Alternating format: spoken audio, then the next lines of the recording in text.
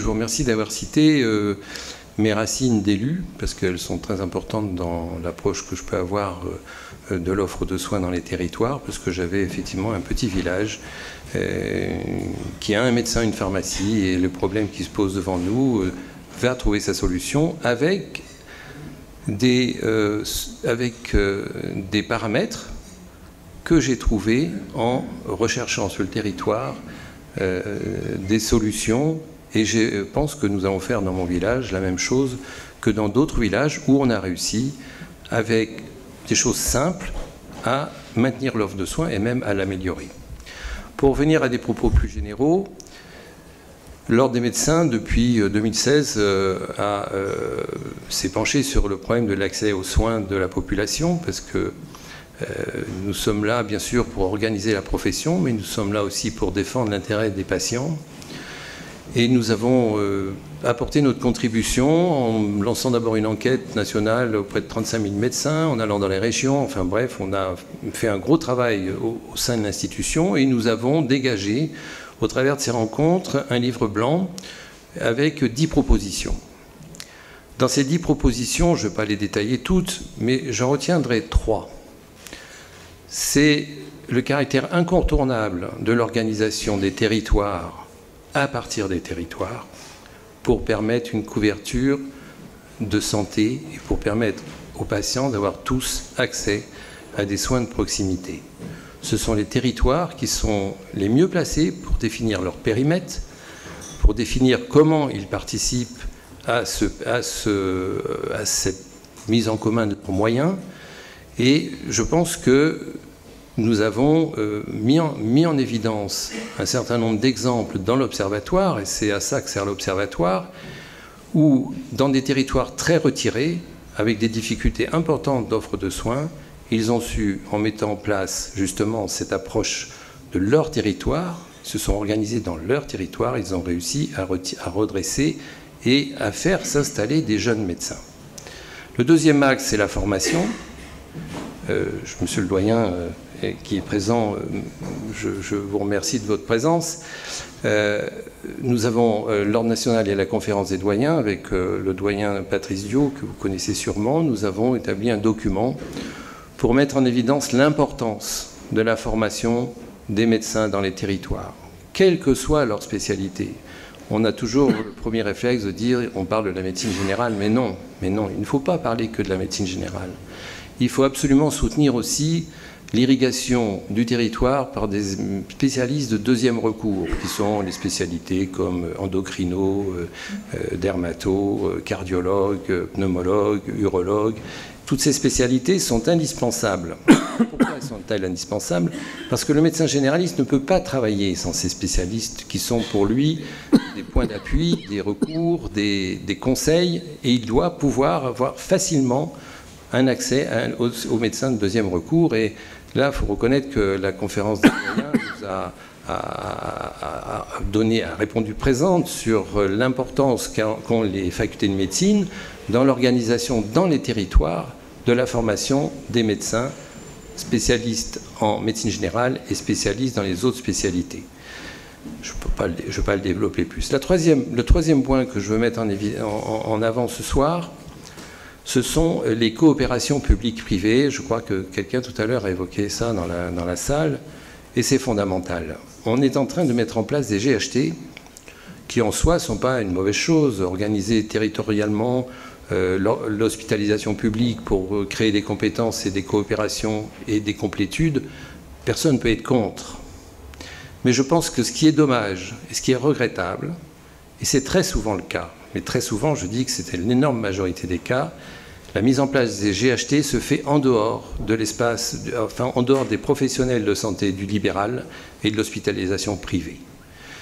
Un seul département a fait l'expérience de créer ce qu'ils appellent eux-mêmes, avec l'accord de l'ARS de Nouvelle-Aquitaine, le GST, Groupement de Santé de Territoire. Et dans ce Groupement de Santé de Territoire, tout le monde est partenaire, y compris les cliniques, y compris les hôpitaux, y compris les centres médico-sociaux publics et privés. Tout le monde, les médecins libéraux, les spécialistes libéraux, ils sont tous partenaires au sein d'un comité exécutif, ou je ne sais pas comment ils appellent ça, un comité qui dirige cet ensemble, et ils ont tous un représentant, et le Conseil de l'ordre est également présent avec son président, et ils ont une approche territoriale en mettant en commun tous les moyens. Il n'y a pas de raison qu'un GHT s'isole des diplômes de spécialistes en médecine générale ou de spécialité dans un territoire reculé. Il n'y a pas de raison. Il peut très bien trouver les moyens juridiques de créer un espace pour que ces médecins puissent exercer à l'hôpital. C'est très facile. Il y a des tas de solutions juridiques qui lui permettent. Et donc, il ne faut pas être dogmatique. Et je redoute quelquefois un peu de dogmatisme pour que les hôpitaux fonctionnent uniquement avec des médecins publics. C'est une erreur. C'est une erreur parce qu'en donnant accès aux hôpitaux, aux médecins dans les territoires les plus éloignés, ils les fixent. Ils les aident à rester dans ces territoires et donc ils contribuent à renforcer l'offre de soins. C'est le cas, alors c'est un cas un petit peu que tout le monde connaît, c'est ce qui s'est passé à Belle-Île. Belle-Île, l'hôpital a ouvert son hôpital. Alors c'est petit Belle-Île, mais il y avait plus de 3 généralistes. Et on en est maintenant à 9 professionnels médecins qui sont installés à Belle-Île. Parce qu'ils ont créé une coopération entre l'hôpital et le cabinet médical qui s'est installé à côté. Et les médecins généralistes font fonctionner tout, la médecine libérale, et ils prennent en charge les patients hospitalisés. Ce n'est que cette coopération qui a permis de mettre ça en place et d'augmenter l'offre de soins.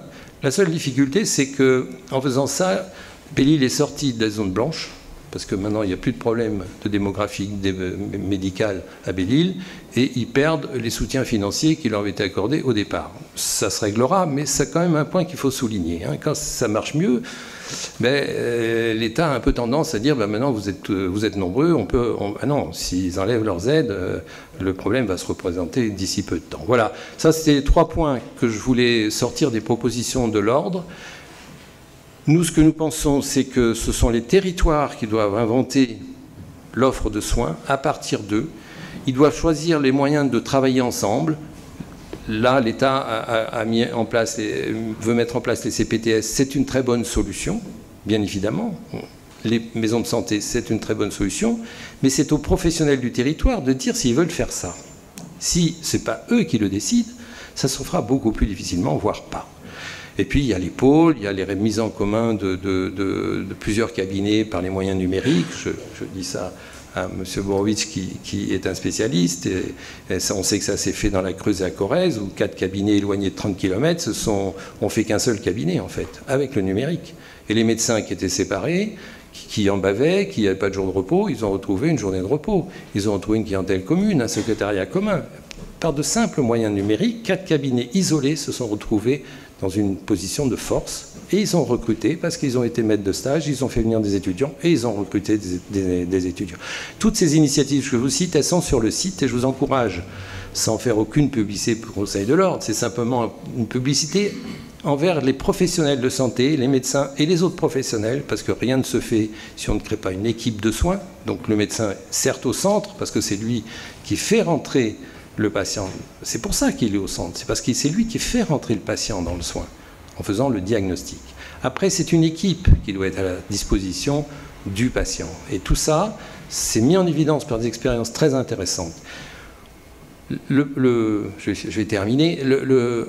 La morale, en fait, de toutes ces expériences, c'est que partout où on a amélioré la qualité d'exercice des professionnels, dans tous les sens du terme, partout où on l'a amélioré, les jeunes sont venus s'installer.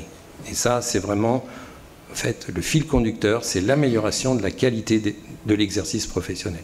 Je ne partage pas tout à fait ce que vient de dire M. le doyen. Je crois qu'il faut différencier les hôpitaux. Le CHU est le mieux placé ici pour le savoir, doit être l'excellence et doit aussi participer à la formation de l'excellence des étudiants en médecine. Bien évidemment, c'est central dans notre système de soins et dans la formation. Maintenant, je crois qu'il faut vraiment... il n'y a que l'exercice mixte dans les territoires qui permettra d'amener ces jeunes médecins en formation, et puis après, pour l'installation, dans ces territoires, il n'y a que l'exercice mixte qui les fera venir. Vous ne pourrez pas, dans les territoires, ils ne veulent pas être dans un camp ou dans l'autre, pour reprendre votre expression. Je suis installé dans une toute petite ville, j'ai pris ma retraite il y a 1 an. Il n'y a plus d'ORL. Enfin, actuellement, c'est une spécialité qui est très difficile pour trouver un successeur. Eh bien, j'ai trouvé un successeur, le chef de clinique du CHU voisin, parce que j'avais un exercice mixte, à la fois en clinique et à la fois hospitalier. Et j'ai toujours eu une activité hospitalière depuis toujours. Et j'ai trouvé un successeur et il me l'a dit clairement, je viens parce qu'il y a un exercice mixte où je peux opérer à l'hôpital, je peux opérer à la clinique, je ne suis pas prisonnier et ça me sécurise dans mon installation. C'est ça, sécurise mon installation. Et je crois que si on n'insiste pas, et c'est pour ça que le rôle des doyens est vraiment central dans ce qui se passe en ce moment, et je suis heureux qu'ils reviennent un petit peu sur la suppression du numerus clausus, c'est un autre débat, mais je pense qu'ils ont un rôle vraiment de garde-fou qui est très important, et il faut qu'ils et je sais qu'ils le jouent. Mais par contre, vraiment exhorter les CHU qui sont bien sûr toujours à côté d'une faculté de médecine, exhortez-les à arrêter de garder les jeunes médecins en formation pour eux, parce qu'ils sont trop de poids dans les commissions de répartition des stages dans les territoires, et ils se servent en premier, et il ne reste rien pour certains petits hôpitaux où les jeunes vont apprendre ce que c'est que de voir un malade, de faire une fibroscopie, parce que là-bas on les laissera faire, alors que là on les laissera faire quand ils seront chefs de clinique, mais pas avant. Donc je crois que c'est vraiment libéré. Il faut que les cliniques soient des terrains de stage. Monsieur, vous êtes d'accord avec moi, je suppose?